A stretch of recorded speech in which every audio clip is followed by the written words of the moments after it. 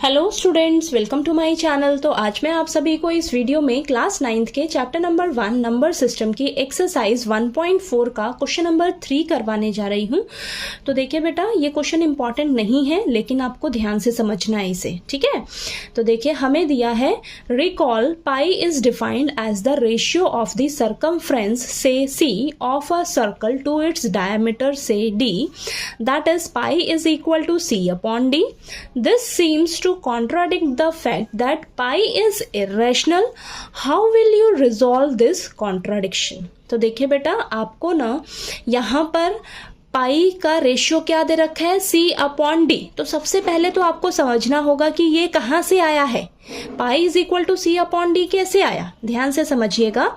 सबसे पहले देखिए, हमें पता है कि जो सर्कमफ्रेंस ऑफ सर्कल होता है, सर्कमफ्रेंस ऑफ सर्कल ये किसके इक्वल होता है, हमारा 2 पाई आर के, ठीक है।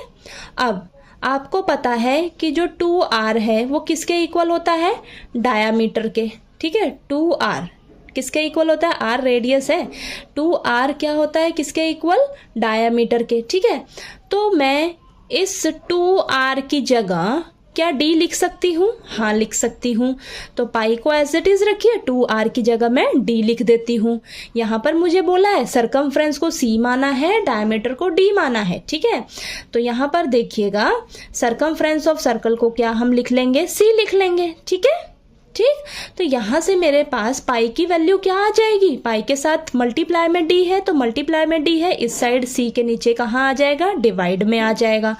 तो पाई किसके इक्वल आ जाएगा आपका बेटा, सी अपॉन डी के, ठीक है। तो ये यहाँ से अराइज हुआ है, pi is equal to C upon D.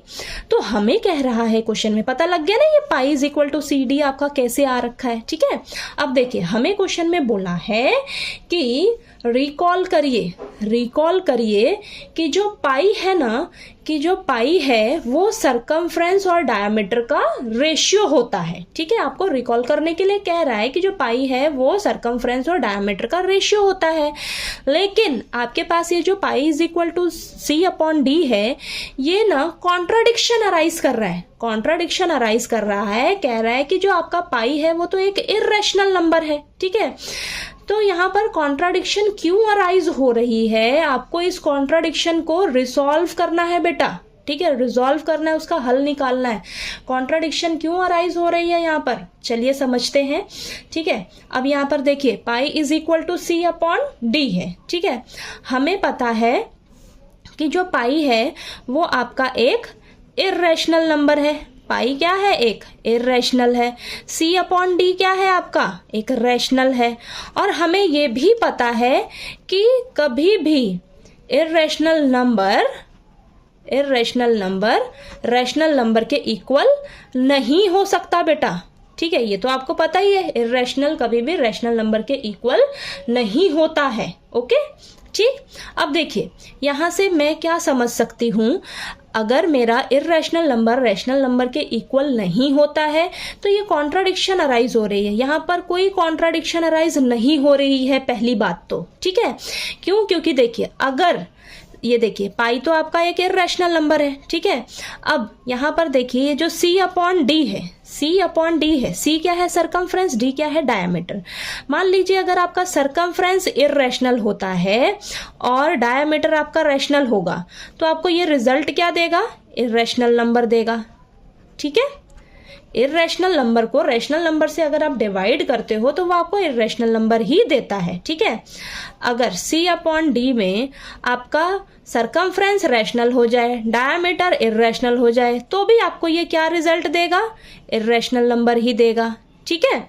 और अगर सी अपॉन डी में आपका सी सर्कमफ्रेंस भी इर्रेशनल हो जाए और डायामीटर भी इर्रेशनल हो जाए, तो आपको ये 2 रिजल्ट देगा, या तो इर्रेशनल नंबर देगा, ठीक है, या रैशनल नंबर देगा, ठीक है, आंसर, ठीक। तो यहां से मैं क्या समझ रही हूं कि आपकी जो पाई की वैल्यू होगी वो हमेशा क्या होगी, इर्रेशनल होगी, इर्रेशनल होगी बेटा, ठीक है। क्यों? क्योंकि देखिए सी और डी में अगर आपका एक भी कोई इर्रेशनल हो जाता है तो आपको वो आंसर क्या मिलेगा, इर्रेशनल ही मिलेगा, ठीक है। तो यहां पर आपकी पाई की वैल्यू जो होगी ना वो आपकी इर्रेशनल ही होगी। आपने कभी भी ध्यान दिया होगा जो हम पाई की वैल्यू यूज करते हैं वो हम अप्रॉक्सीमेट वैल्यू यूज करते हैं, ठीक है, एक्चुअल वैल्यू नहीं यूज करते।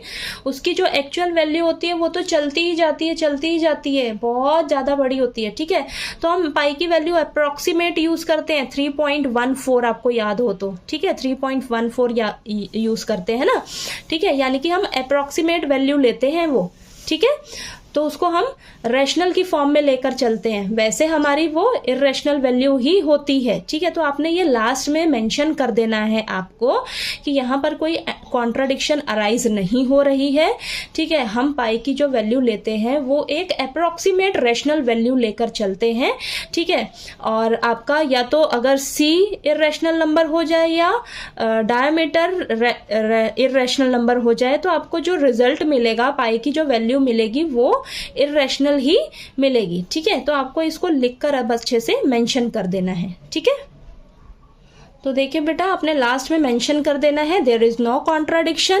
Remember that when you measure a length with a scale और any other device we only get an approximate rational value, ठीक है। आपको पता है ना पाई की जो वैल्यू होती है वो 3.1415 समथिंग आगे चलती जाती है, लेकिन हम पाई की वैल्यू अप्रोक्सीमेट लेकर चलते हैं 3.14, ठीक है। तो यहां पर देखिए लास्ट में आपने बताना है देयरफॉर आइदर सी और डी और बोथ इर्रेशनल, ठीक है। चाहे सी इर्रेशनल हो जाए, चाहे डी इर्रेशनल हो जाए, चाहे दोनों में से कोई भी इर्रेशनल हो जाए या दोनों ही इर्रेशनल हो जाए, आपको रिजल्ट वो इर्रेशनल नंबर ही देगा, ठीक है, ठीक। तो देखिए आपको ये क्वेश्चन नंबर 3 जो है वो समझ आ गया होगा, ठीक है। कोई डाउट आए तो प्लीज पूछ लीजिएगा। वैसे ये क्वेश्चन इंपॉर्टेंट नहीं है लेकिन आपको इसको समझना है, ठीक है। तो चलिए।